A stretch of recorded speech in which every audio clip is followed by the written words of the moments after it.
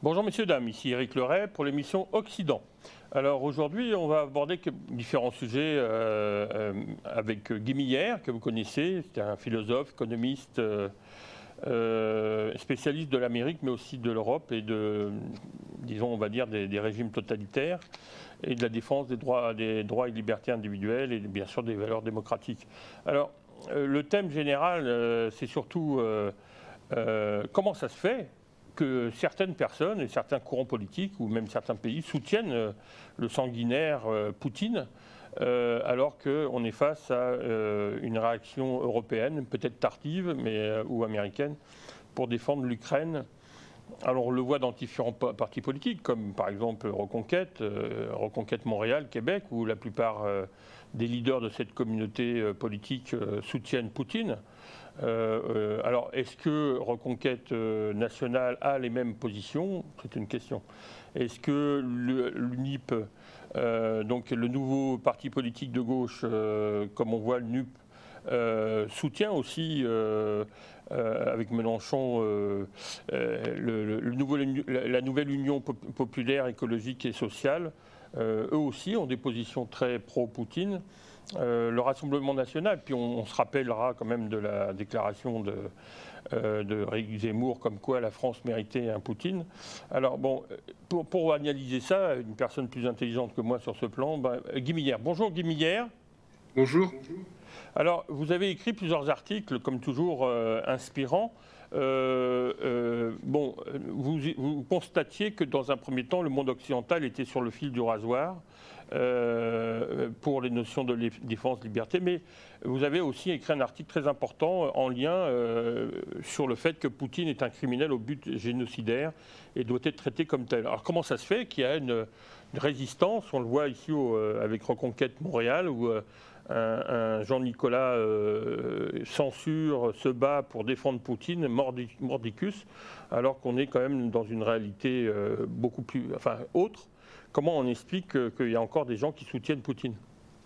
Je dirais que dans le contexte français, il faut mettre ce qui se passe et ses réactions en perspective. Je dirais qu'il y a toujours eu, dans le fond de la pensée géopolitique française, enfin il y a cela depuis très longtemps, un anti-américanisme assez net.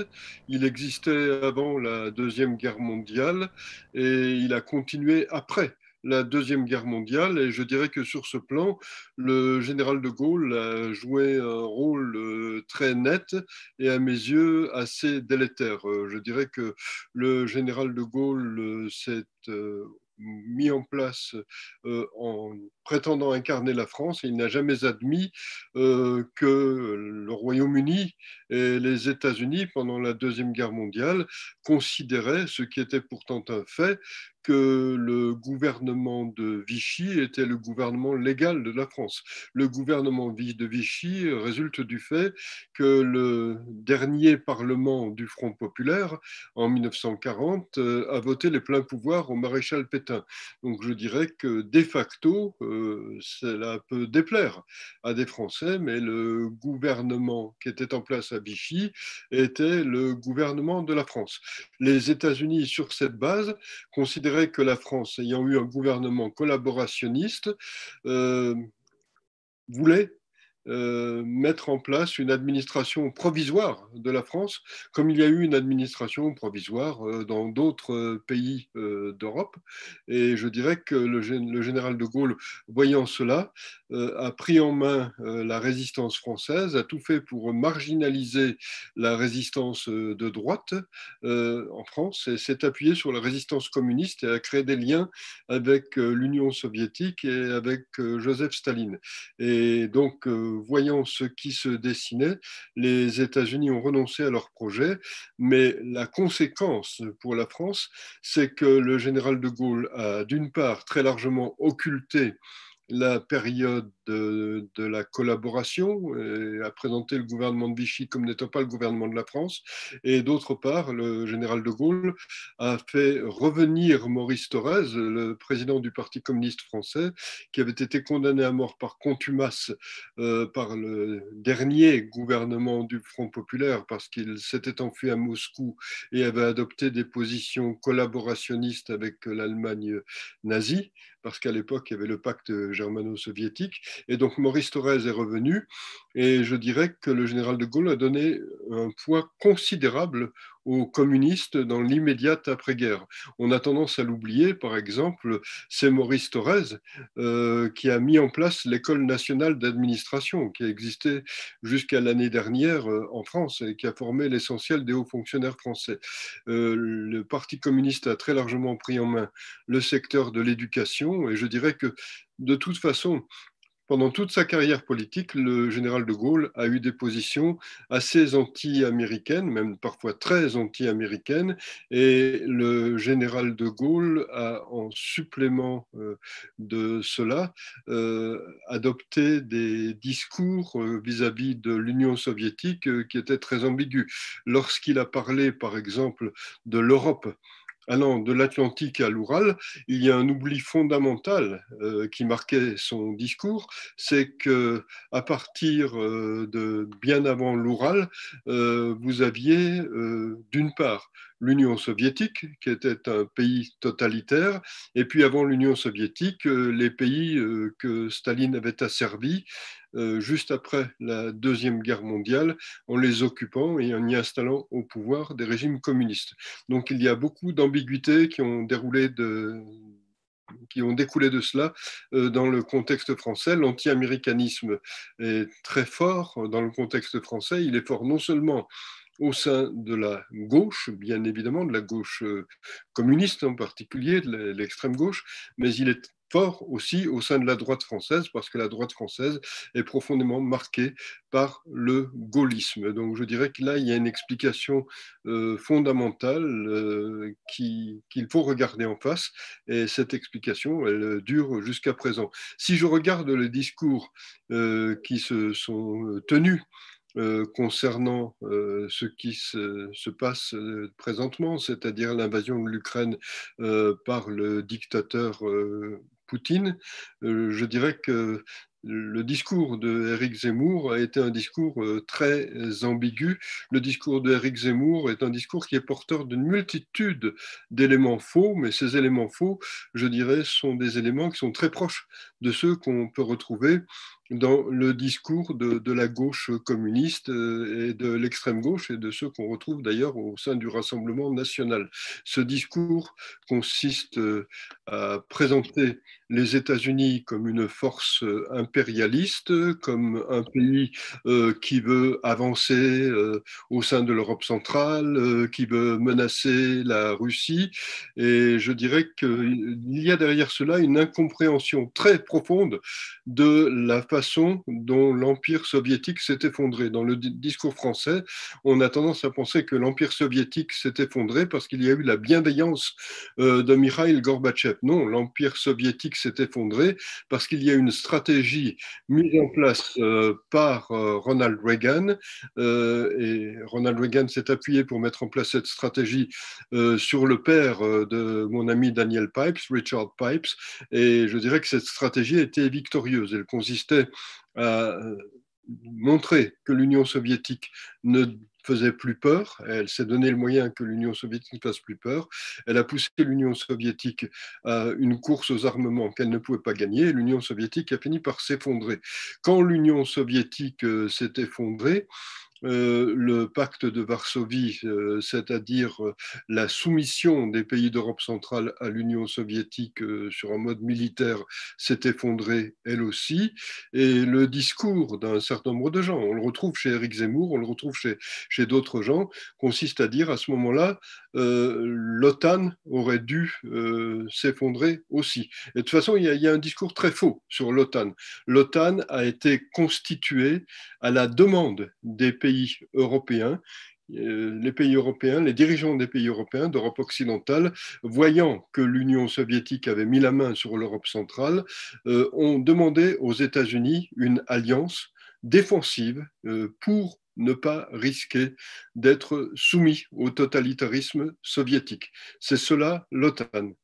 Et je dirais qu'en 1991, quand l'Union soviétique s'est effondrée, et que les pays d'Europe centrale ont retrouvé la liberté, n'ont plus été soumis au totalitarisme communiste imposé par l'Union soviétique, ils ont gardé en eux une crainte vis-à-vis de la Russie. Ils ne savaient pas du tout ce que la Russie allait devenir. Ils savaient que la Russie conservait une armée forte et qu'elle pouvait avoir des intentions prédatrices. Et donc, ils ont demandé souverainement à adhérer à l'OTAN. Ils ont demandé à adhérer à l'OTAN, non pas par visée impérialiste, par visée agressive vis-à-vis de la Russie, mais parce qu'ils savaient que l'OTAN était une structure défensive et ils voulaient avoir les moyens d'être défendus si jamais une agression contre eux se produisait et venait de la Russie. Donc l'OTAN n'est pas impérialiste, l'OTAN ne menace pas la Russie et n'a jamais menacé la Russie. L'OTAN est une structure défensive à laquelle des pays ont voulu adhérer parce qu'ils voulaient rester libres et démocratiques. Donc tout le discours disant que l'OTAN aurait dû disparaître à ce moment-là est un discours profondément inepte et malhonnête parce qu'il repose sur une incompréhension de ce qu'est l'OTAN. Et je dirais que ce discours, en supplément, fait peu de cas de la souveraineté retrouvée des pays d'Europe centrale. Les pays d'Europe centrale ont mis plus de 40 ans à retrouver leur liberté et ils tiennent à leur liberté. Et je dirais que d'ailleurs, il aurait été légitime que l'Ukraine puisse adhérer à l'OTAN. Et je dirais que si l'Ukraine avait été membre de l'OTAN, la Russie n'aurait en aucun cas été agressée ou menacée. Par contre, l'Ukraine n'aurait pas été envahie et il n'y aurait pas les destructions qu'il y a présentement en Ukraine. La dernière fois que l'Ukraine a demandé une adhésion à l'OTAN, c'était en 2008. Et pour adhérer à l'OTAN, il faut absolument avoir l'unanimité, l'accord de l'unanimité des pays de l'OTAN. 2 pays ont refusé en Europe l'adhésion de l'Ukraine. Ces 2 pays sont l'Allemagne de Angela Merkel et la France de Nicolas Sarkozy. S'il n'y avait pas eu ce refus, l'Ukraine serait membre de l'OTAN et la Russie n'aurait bien évidemment pas agressé l'Ukraine et il n'y aurait pas les destructions et les dizaines de milliers de morts qu'il y a aujourd'hui en Ukraine. Et je dirais que tout le discours disant mais avoir l'OTAN si près des frontières de la Russie, c'est extrêmement dangereux, c'est inadmissible. C'est un discours qui n'a aucun sens. L'OTAN n'est pas une structure agressive, c'est une structure défensive. Et quand effectivement un dictateur comme Poutine a des visées agressives, prédatrices, destructrices, cela l'embête d'avoir une structure de défense qui peut s'opposer à ces visées agressives. Mais il ne faut pas inverser la réalité. La réalité, c'est que c'est la Russie qui est agressive, c'est la Russie qui est prédatrice, c'est la Russie qui détruit en Ukraine, c'est la Russie qui tue en Ukraine, c'est la Russie qui a déclenché une guerre qui n'avait aucun motif parce que l'Ukraine n'agressait en aucune façon et la Russie et ne menaçait en aucune façon la Russie. Expliquer qu'il y a eu un sommet de l'OTAN à Madrid en Espagne, un pas dans la bonne direction, parce que la Russie est clairement désignée comme un pays ennemi de l'OTAN et des pays qui composent l'organisation, et comme le principal danger qui pèse sur l'Europe. Et la défense de la souveraineté de l'Ukraine est clairement affirmée. Alors, la candidature de la Suède et de la Finlande est officiellement acceptée, et la Turquie, ce qui est surprenant, approuve désormais sans réticence cette adhésion, quoi. Alors, comment ça se fait que la Turquie d'abord est toujours membre de l'OTAN, parce qu'elle a une visée impérialiste aussi. Et pourquoi est-elle revenue sur ses positions? Ben, je dirais que ce qui était en jeu pour la Turquie était la présence en Suède et en Finlande, mais surtout en Suède, enfin les deux pays étaient concernés, de membres du parti communiste kurde. Et ce parti est un parti qui a commis des actes terroristes en Turquie. C'est un parti qui est considéré en Turquie comme une organisation terroriste. Et il n'y a pas que la Turquie qui considère que c'est une organisation terroriste. Si on regarde les textes de l'Union européenne et de plusieurs pays européens, on voit que ce parti est considéré comme un parti terroriste et comme une organisation terroriste. Donc je dirais que le fait que la Suède, essentiellement et secondairement la Finlande, ait accordé l'asile politique et le statut de réfugié à des membres de ce parti est quelque chose qui peut poser des questions. Et je dirais que les négociations entre la Finlande, la Suède et la Turquie ont tourné essentiellement autour de cela. Je ne sais quelle est la décision finale qui a été prise, mais en tout cas, je pense que la Turquie a obtenu satisfaction. Et je dirais que ce n'est pas quelque chose que je peux reprocher à Recep Tayyip Erdogan, à qui j'aurais beaucoup d'autres reproches à adresser. Je ne peux pas adresser de reproches à Recep Tayyip Erdogan en ayant réagi de cette façon et en ayant exigé ces choses. Pourquoi est-ce que la Turquie est toujours membre de l'OTAN? Bien, je dirais que la Turquie joue un jeu ambigu. Et je dirais que si je regarde les débats qu'il y a à Washington concernant la Turquie, je vois qu'il y a des gens qui disent que la Turquie ne devrait plus être membre de l'OTAN. Mais on leur répond aussitôt, si la Turquie n'est plus membre de l'OTAN, nous n'aurons plus aucun moyen de pression sur la Turquie et la Turquie va dériver complètement dans une direction islamiste. En maintenant la Turquie dans l'OTAN, d'une part, on maintient l'existence de bases de l'OTAN en Turquie, et ces bases continuent à exister. La principale est la base de Incirlik.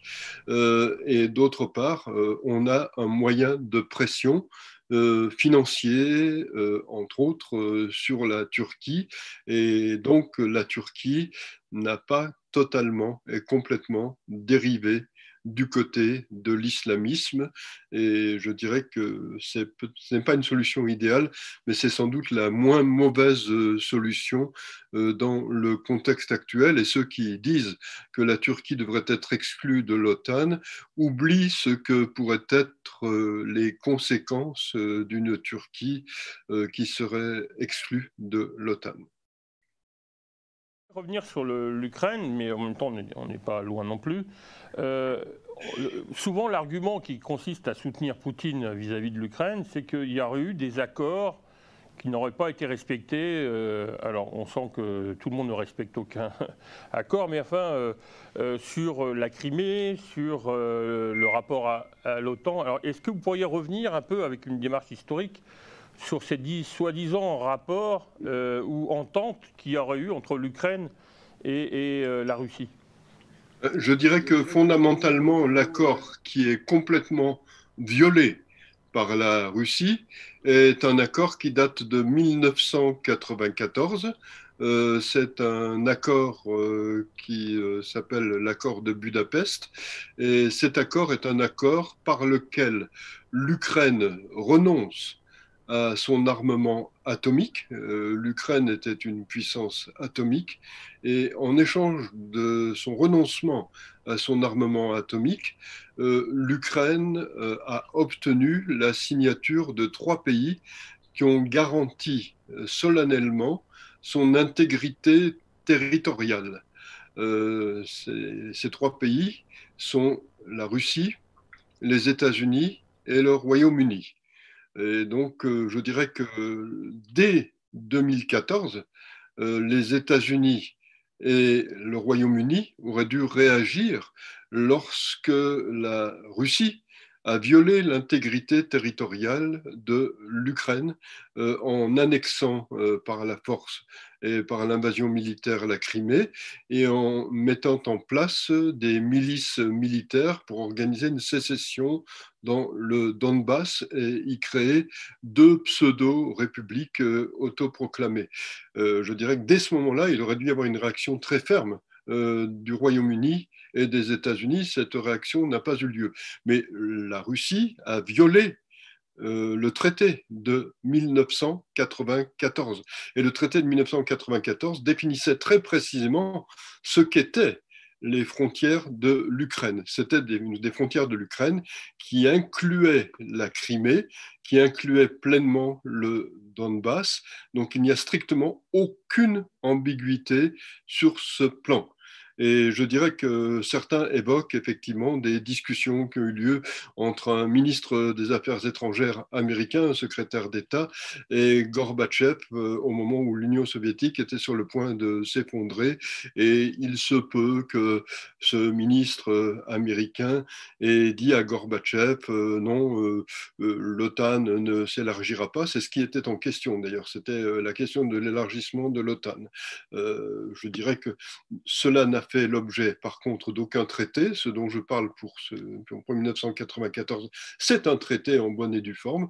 Là, c'est simplement une discussion entre deux personnes, un secrétaire d'État américain et Mikhail Gorbatchev, qui était le dictateur d'une puissance sur le point de s'effondrer, l'Union soviétique. L'Union soviétique s'est effondrée, elle n'existe plus, aucun accord n'a été passé avec l'Union soviétique à l'époque, et je dirais que la Russie est un pays qui a pu renaître après l'effondrement de l'Union soviétique.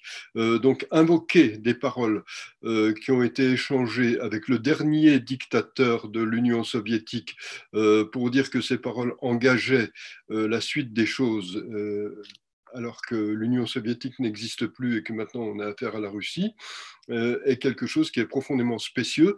Et je dirais que ce qui est le plus choquant à l'intérieur de ce discours, c'est que beaucoup de gens sont des gens souverainistes dans le contexte français, et ce sont essentiellement des souverainistes qui tiennent ce type de discours. Bon, ils sont souverainistes lorsqu'il s'agit de la France, mais ils ne sont pas du tout souverainistes lorsqu'il s'agit des pays d'Europe centrale.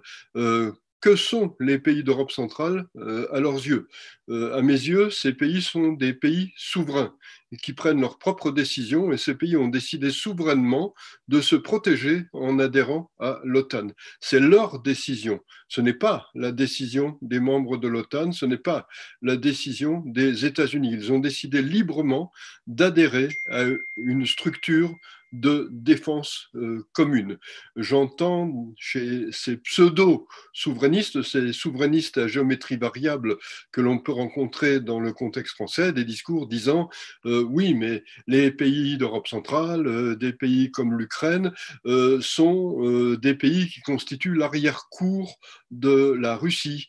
J'ai aussi entendu des discours disant que les États-Unis ou que l'OTAN intègre ces pays, c'est un petit peu comme si un étranger, un cambrioleur rentrait dans votre jardin. Que feriez-vous si le cambrioleur entre dans votre jardin? Vous pourriez être froissé. Je regrette, ces discours-là sont des discours que je trouve absolument infâmes. Pourquoi? Parce que ces pays sont des pays souverains. Oui, ces pays peuvent avoir le droit de prendre leurs propres décisions. Ces pays n'agressent personne en rentrant dans une structure de défense. Ces pays ne sont pas des arrière-cours. Ces pays ne sont pas des jardins. Ces pays ne sont pas des paillassons. Ce sont des pays souverains avec des populations qui ont le droit de voter pour des gouvernements d'une manière démocratique et de décider souverainement de leur destin. D'une façon quand même assez centrale dans votre article, le but présent de Poutine, après, donc faute d'avoir réussi à s'emparer de Kiev, ce qui était son plan A, Poutine veut annexer le Donbass et la zone sud du pays, et il veut rendre le reste de l'Ukraine non viable et faire disparaître l'Ukraine en tant que pays et le peuple ukrainien en tant que peuple, ce qui correspond à la définition d'une tentative de génocide. Donc là, vous êtes clairement, vous accusez Poutine de génocide, mais il faut savoir quand même qu'il y a quand même près de 40 millions de personnes dans ce pays, donc ce n'est pas un petit pays, hein. Je rappelle que le Québec, il n'y a que 8 millions d'habitants. le Canada, qui est un des plus grands pays du monde, il n'y a que 35 millions d'habitants, et c'est quand même pratiquement le grenier de l'Europe en termes de céréales. Pour les céréales. Donc, comment expliquer cette volonté de faire disparaître? Ça revient à des méthodes de Staline, qu'il aime beaucoup d'ailleurs.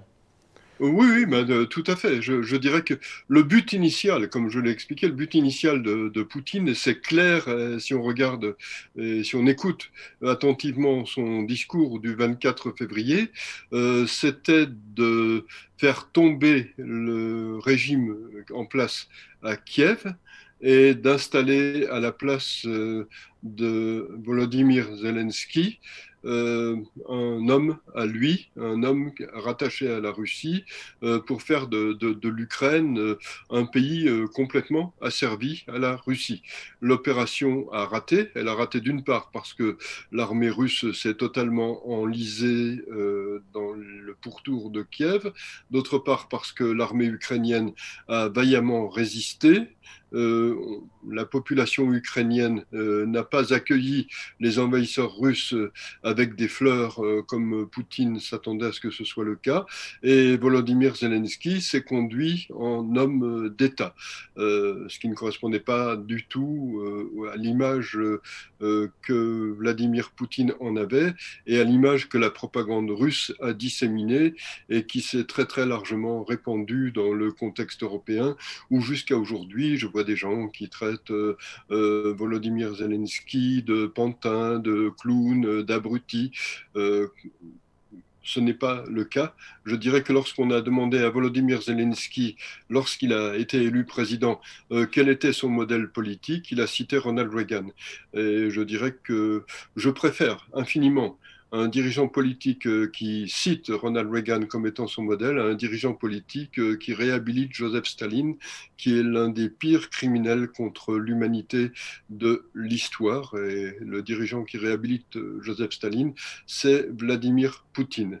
Et je dirais qu'effectivement, lorsque cette opération visant Kiev a échoué, Vladimir Poutine est passé à une autre opération. Faute de pouvoir soumettre toute l'Ukraine, et il a décidé d'agir essentiellement dans le Donbass et de mener une guerre d'attrition dans le Donbass, mais en même temps, il est tout à fait clair qu'il a mené une politique qui se veut une politique de destruction. Je dirais que si vous regardez la ville de Mariupol au bord de la mer d'Azov, c'est la première ville qui a été intégralement détruite depuis 1945, depuis la fin de la Deuxième Guerre mondiale sur le sol européen. C'était une ville de 430 000 habitants. Ce n'est pas rien de détruire intégralement une ville de cette façon. Si vous regardez tous les dossiers qui sont maintenant établis à l'échelle internationale.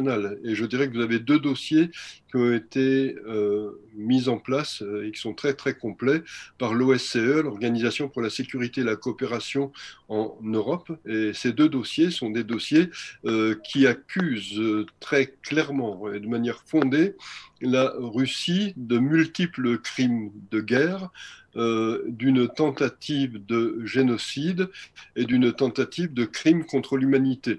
Et je dirais que les choses n'en resteront pas là.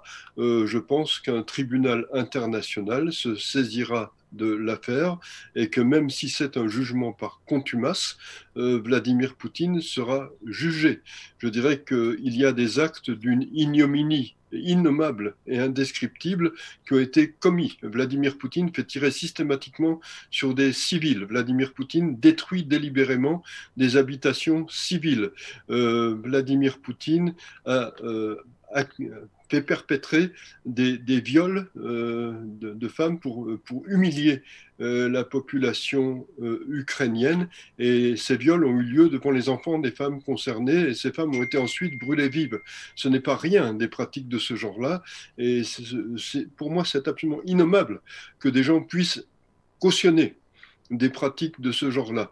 Je n'ai pas une vision des droits de l'être humain à géométrie variable. Quand je vois un crime, je dis que c'est un crime et je dis qu'effectivement, Vladimir Poutine est un criminel.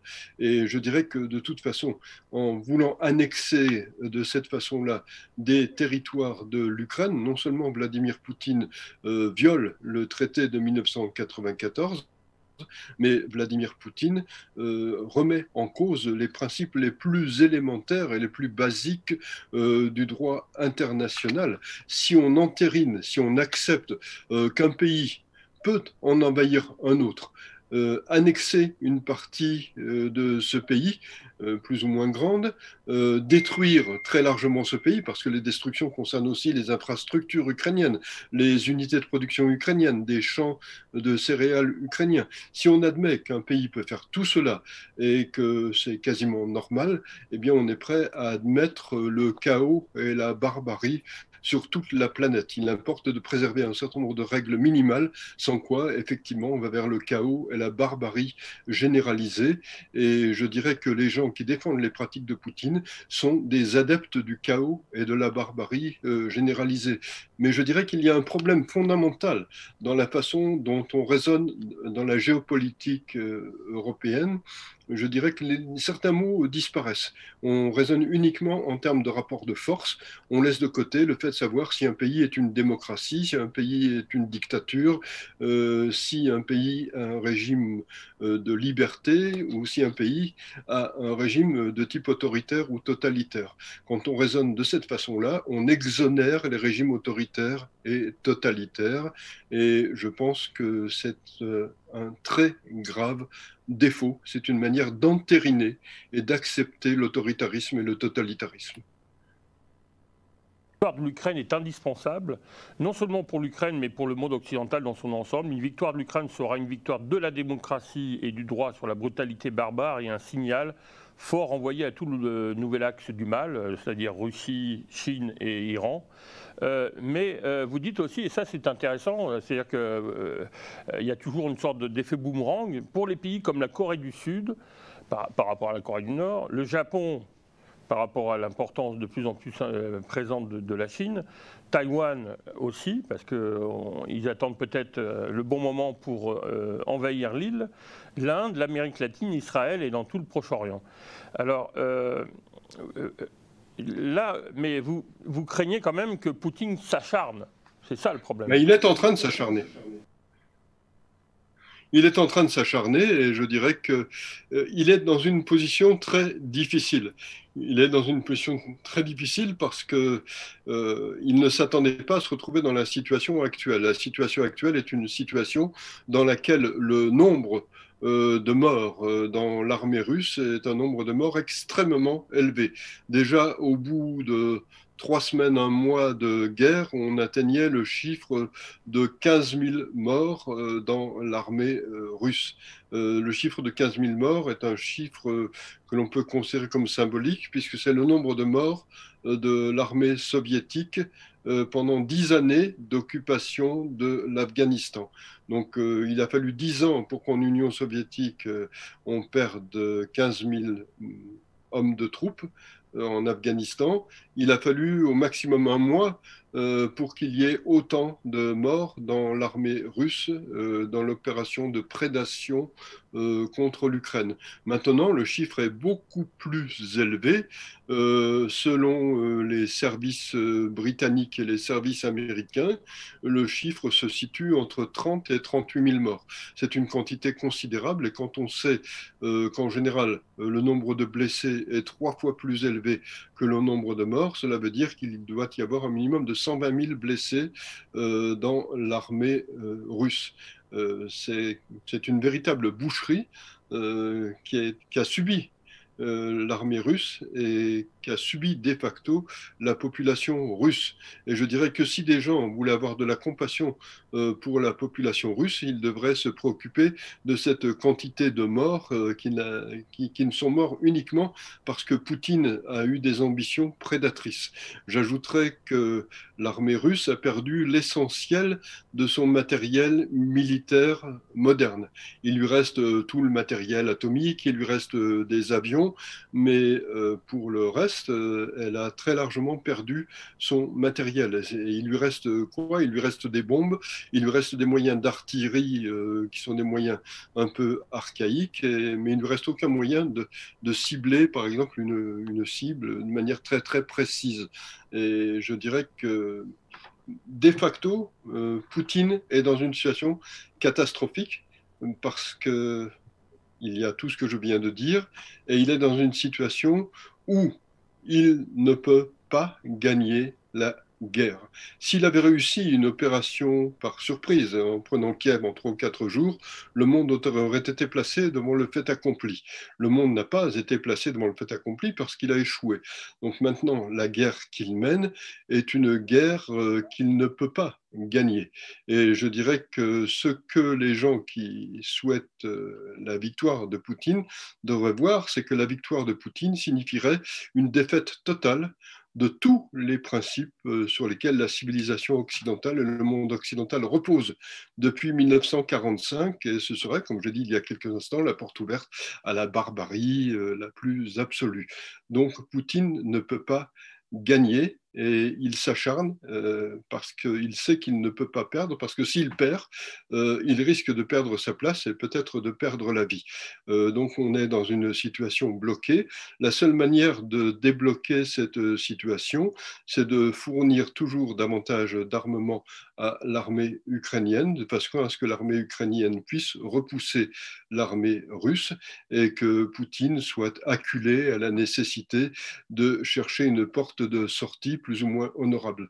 Il ne sera jamais plus honorable de toute façon, mais je dirais qu'il n'y a peut-être pas d'autre issue possible. En tout cas, il est absolument impossible, impensable de laisser Poutine gagner. Et ce serait, je dirais, la première fois que sur le sol européen, on admettrait qu'un dictateur qui est devenu un criminel de guerre aux intentions génocidaires pourrait gagner une guerre. Est-ce que beaucoup de gens imaginent ce que cela signifierait de laisser Poutine gagner? C'est absolument impossible, c'est absolument inconcevable. Et d'ailleurs, je dirais que les gens qui défendent Poutine savent eux-mêmes, je pense que c'est inconcevable. C'est pour cela qu'ils maquillent la réalité, qu'ils inversent les faits et qu'ils utilisent la propagande russe pour dire maintenant, parce que c'est le discours que j'entends très souvent, c'est le monde occidental qui agresse la Russie, c'est le monde occidental qui est rentré en guerre contre la Russie, c'est une guerre américaine contre la Russie, et on ressort l'anti-américanisme. Non, c'est une guerre qui est une guerre d'agression sans motif lancée par la Russie contre l'Ukraine.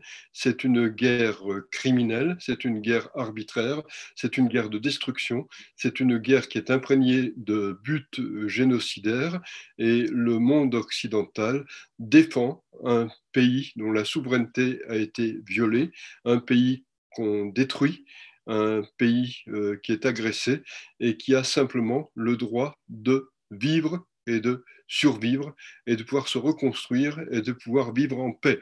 L'Ukraine vivait en paix avant l'agression de Vladimir Poutine. L'Ukraine aspire simplement à pouvoir se reconstruire et à vivre en paix. Et si l'Ukraine vit en paix, elle n'agressera pas la Russie, et le monde occidental, l'OTAN, les États-Unis, les pays européens n'ont aucune intention d'agresser la Russie. L'agresseur, c'est Vladimir Poutine, uniquement et seulement Vladimir Poutine, qui se conduit comme un criminel de guerre et comme un criminel contre l'humanité. On a constaté que même Riposte Laïque s'est permis, avec Jacques Guillemin, à plusieurs reprises d'attaquer vos positions et ce que vous défendez, enfin qui apparaît être celle de l'Europe maintenant et celle de Biden, pourtant démocrate. Il a écrit un article sur Ukraine, réponse à Guimilière, que nous avons connu mieux inspiré, et il reprend effectivement tous les arguments que vous avez soulevés. pour justifier ou pour contre-attaquer les positions pro-Poutine, on va dire. Mais il est quand même surprenant parce qu'il compare avec une sorte d'anti-américanisme primaire, là aussi. Il compare l'attaque atomique des villes japonaises. Pour lui, en fait, depuis 1945, ce sont les Américains qui sont les principaux criminels de guerre jusque-là, quoi. C'est-à-dire que Oui, j'ai vu. rien sur le nazisme, le communisme, le fascisme et le socialisme. Enfin, les 100 millions de morts du communisme, non. Pour lui, ce sont les Américains. Jacques Guillemin, donc Pierre Cassand, du Riposte laïque, soutient donc les propos de ce monsieur Guillemin. Oui, tout à fait, tout à fait. Je dirais que c'est un article qui reprend tous les stéréotypes anti-américains qu'on trouve en général sous la plume de communistes ou de gens d'extrême gauche. Mais je dirais que ce qu'on trouve chez des communistes et chez les gens d'extrême gauche, on les retrouve on les retrouve aussi chez les gens qui ont des positions d'extrême droite de type autoritaire, qui admirent d'une manière immodérée les dictateurs et qui ont des formes de nostalgie pour le fascisme et peut-être le national-socialisme. Donc tout cela est profondément nauséabond et effectivement, je dirais que ça repose sur non seulement une déformation de l'histoire, mais sur une méconnaissance totale de l'histoire. Effectivement, dans ce texte, par exemple, rien ne parle du fait que la Deuxième Guerre mondiale a été déclenchée par Hitler, allié aux puissances italiennes, l'Italie fasciste, et à la puissance japonaise, au militarisme japonais. Strictement rien de cela. On croit que c'est les États-Unis qui ont été l'agresseur. Et pour ce qui concerne le Japon, je dirais qu'il y a une méconnaissance consternante de ce qu'est le Japon. J'ai enseigné pendant des années l'histoire du Japon, la culture japonaise, et je dirais que quand on ne connaît rien à la culture japonaise et à la façon dont le Japon a très longtemps fonctionné, eh bien on est condamné à dire des inepties et à dire des sottises. Je ne vais pas ici rentrer dans des détails sur le Japon. Je peux renvoyer à des livres comme le livre de Ruth Benedict qui s'appelle Le chrysanthème et le sabre. Mais le Japon est une société qui a fonctionné très longtemps et il y a encore des traces de cela au Japon, sur la notion de dette et de devoir. Et les Japonais ont un devoir absolu, c'est en train de s'estomper, mais c'était le cas encore dans les années 1940, un devoir absolu vis-à-vis de l'empereur.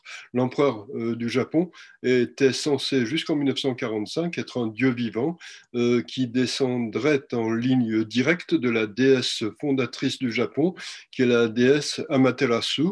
Et je dirais qu'à partir de là, dès que l'empereur décide de quelque chose, c'était le cas jusqu'en 1945, il faut lui obéir jusqu'à la mort. Et pourquoi? Parce que l'empereur étant un dieu vivant, c'est grâce à lui que le Japon existe, et si on n'obéit pas, dès lors qu'on a une dette absolue vis-à-vis de l'empereur dans ce contexte. Et donc l'empereur dit quelque chose, eh bien on fait ce que l'empereur dit. Et je dirais que Harry Truman s'est trouvé face, parce qu'il ne faut pas oublier que c'est le Japon qui a agressé les États-Unis quand même. Jacques Guillemin l'oublie, mais il a beaucoup d'amnésie dans ce qu'il écrit. Bon, le président Harry Truman s'est trouvé dans une situation où, en parlant avec ses chefs militaires, il a dit quelles sont nos options. Et les options, c'était ou bien continuer la guerre pendant très longtemps. Et ces officiers lui ont dit, si nous continuons la guerre, il va y avoir des millions de morts japonais, parce qu'aucun militaire japonais n'acceptera de se rendre à une puissance ennemie. Et je dirais que ça, c'est quelque chose aussi que les gens qui ignorent complètement l'histoire du Japon, comme Jacques Guillemin par exemple, ne savent pas. Mais un Japonais ne se rend pas. Il n'y a eu quasiment aucun prisonnier de guerre japonais pendant la Deuxième Guerre mondiale pour cette raison. Un Japonais à qui il reste un couteau de cuisine face à 10 fusils mitrailleurs chargera les 10 fusils mitrailleurs avec un un couteau de cuisine. Et il préférera se faire tuer de cette façon-là que se rendre. Il y a une multitude d'exemples de cela. D'ailleurs, un soldat japonais qui était dans la jungle, dans une des îles du Pacifique, s'est rendu seulement en 1965. C'est-à-dire qu'il considérait jusqu'en 1965 qu'il combattait toujours les puissances ennemies. Il n'avait plus de relations radio. Il ne savait pas que l'empereur avait renoncé, avait abandonné la guerre. Donc l'autre option qui restait en 1945, c'était, et c'est ce qui lui a été dit, de dire que l'empereur était confronté à une puissance surnaturelle. Et comme c'est un Dieu vivant, s'il est confronté à une puissance surnaturelle, il doit en prendre compte. Et c'est ce que l'empereur a fait. Et donc, on a décidé d'envoyer les armes atomiques pour limiter le nombre de morts et pour que l'empereur soit confronté à l'idée qu'il était face à une puissance surnaturelle. Et l'empereur du Japon, après le largage des 2 bombes atomiques, a simplement dit dans une émission radiophonique, non pas qu'il y avait une reddition du Japon, il a simplement dit une phrase dans laquelle il a dit « Je dois prendre aujourd'hui une décision très très difficile à prendre ». Quand il a prononcé cette phrase, il y a eu des milliers de suicides d'officiers et de soldats japonais dans toute l'armée japonaise, mais la guerre a pris fin immédiatement. Et je dirais que donc parfois les dirigeants politiques ont le choix entre 2 mauvaises solutions et doivent choisir la moins mauvaise des solutions. Je dirais que si le président Harry Truman avait choisi l'autre solution, la guerre aurait duré beaucoup plus longtemps et il y aurait eu sans doute des millions de morts. Je dirais que quand on ignore la culture japonaise, quand on ignore la façon dont le Japon fonctionnait jusqu'en 1945, on se tait sur le sujet, sinon on dit des inepties. Ce n'est pas la seule ineptie que Jacques Guillemin énonce dans cet article. Je dirais que tout ce qu'il énonce sur les actions américaines est complètement faux. Et il dit que les États-Unis ont connu un certain nombre de défaites. Il ne connaît strictement rien à la doctrine du containment qui a été mise en place sous Harry Truman et qui a valu jusqu'aux années de Ronald Reagan. Et la doctrine du containment explique la façon dont les États-Unis ont mené des guerres pendant toute cette période. La doctrine du containment consiste à mener des guerres uniquement sur un mode défensif. C'est-à-dire que si vous êtes agressé par un pays, vous vous battez sur le territoire sur lequel vous êtes agressé, mais vous ne ripostez pas en attaquant directement le pays agresseur. C'est ce qui explique la façon dont la guerre du Vietnam a été menée, c'est ce qui explique la façon dont la guerre de Corée a été menée. Et dans la guerre de Corée, d'ailleurs, le général MacArthur, qui dirigeait l'armée américaine, voulait entrer en Corée du Nord. Il a été limogé et remplacé par un autre général pour qu'on maintienne la doctrine de containment. C'est ce qui explique que jusqu'à présent, vous n'avez pas de traité de paix entre la Corée du Nord totalitaire et la Corée du Sud démocratique. Et je dirais que c'est ce qui explique que la Corée soit divisée en 2. Je pourrais donner des détails sur la guerre du Vietnam, mais ça pourrait nous entraîner beaucoup plus loin. Mais ce que des gens comme Jacques Guillemin oublient, c'est tout un ensemble d'éléments qui sont pourtant essentiels. Je dirais que si les États-Unis n'avaient pas gagné la Deuxième Guerre mondiale, parce que oui, ce sont les États-Unis qui ont gagné la Deuxième Guerre mondiale, et pas Joseph Staline, je pourrais donner une multitude de détails sur ce plan, si les États-Unis n'avaient pas gagné la Deuxième Guerre mondiale, l'Europe occidentale ne serait pas aujourd'hui composée de démocratie. Ce serait une Europe dans laquelle les Juifs survivants à la Shoah auraient été tous exterminés. Ce serait une Europe dans laquelle la démocratie aurait disparu. Ce serait une Europe beaucoup plus pauvre que l'Europe d'aujourd'hui, et ce serait une Europe dans laquelle la liberté de parole aurait disparu et dans laquelle des articles grotesques comme l'article de Jacques Guillemin ne pourraient pas être publiés. Bon. Donc il oublie ça, mais il oublie d'autres choses. Il y a, les États-Unis, pendant le XXe siècle, ont vaincu le nazisme, le fascisme, le militarisme japonais. Ils ont fait tomber l'empire soviétique et rendu la démocratie à tous les pays d'Europe centrale et à d'autres pays sur la surface de la planète. Et puis, ils ont essentiellement vaincu le terrorisme islamique pour la période la plus récente. Tout cela, des gens comme Jacques Guillemin l'oublient et ils oublient que les États-Unis sont essentiellement une force au service du bien, de la liberté et de la démocratie. Une très belle conclusion, justement, parce que vous dites que dans un article du 6 juillet, nous sommes face à un choix, défendre la liberté ou se soumettre au crime et au totalitarisme. Et vous faites une petite réflexion là, par rapport à la France, qui est dans une situation catastrophique, de l'anomie à l'euthanasie. On est quand même confronté à une sorte d'étatisme autoritaire qui est en train de s'installer en France.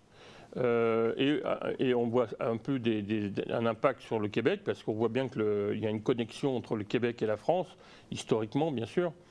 Mais la part de l'étatisme est de plus en plus important, on dirait. Oui, mais je dirais que la France est un pays qui va très très mal. Je dirais que ça se voit sur un plan politique. Euh, Si vous regardez les partis politiques existants actuellement en France et qui ont pignon sur rue, qui ont une place à l'Assemblée nationale, vous avez quand même une gauche marxiste euh, très forte. C'est la gauche incarnée par Jean-Luc Mélenchon et tous ceux qui se sont ralliés autour de lui. Et je dirais que c'est sans doute le pays d'Europe où vous avez une gauche extrême extrêmement forte. Vous n'avez pas ça dans beaucoup d'autres pays. Et je dirais que cette gauche est une gauche qui, si elle arrivait au pouvoir, ruinerait totalement l'économie française, qui est pourtant déjà en très mauvais état, et détruirait quasiment toutes les formes de liberté et détruirait ce qui reste d'identité de la France. Bon, vous avez malgré tout beaucoup de gens qui votent pour ce mouvement. Vous avez un rassemblement national dont les positions sont très souvent proches de celles de l'extrême gauche. Je dirais que Marine Le Pen n'incarne en aucune façon quelque chose que l'on pourrait appeler une droite conservatrice. C'est une forme d'extrême droite qui a des positions de gauche, même d'extrême gauche, sur un plan économique, et c'est quelqu'un qui n'est pas du tout prêt à défendre les idées de liberté. Vous avez un vague résidu du parti gaulliste qui est conduit par les républicains, qui sont en complète perdition. Le parti socialiste a quasiment disparu. Et puis vous avez un grand ensemble de centre-gauche, qui est le grand ensemble qui soutient Emmanuel Macron. Mais ce grand ensemble est effectivement un ensemble de centre-gauche qui n'apporte aucune solution permettant un sursaut et permettant une survie du pays. Ce grand centre-gauche n'entend aucunement freiner l'immigration qui est en train petit à petit de détruire le pays et de l'islamiser. Elle ne prend aucune mesure concernant ce qu'on appelle schématiquement la fuite des cerveaux, parce que l'immigration est un phénomène complexe. En France, vous avez d'une part une entrée de beaucoup de gens qui arrivent en France et qui deviennent des assistés de l'État-providence et qui arrivent sans aucun capital humain, et vous avez une sortie de beaucoup de gens qui ont énormément de capital humain. Donc, quand vous avez ce scénario, le pays va vers la ruine.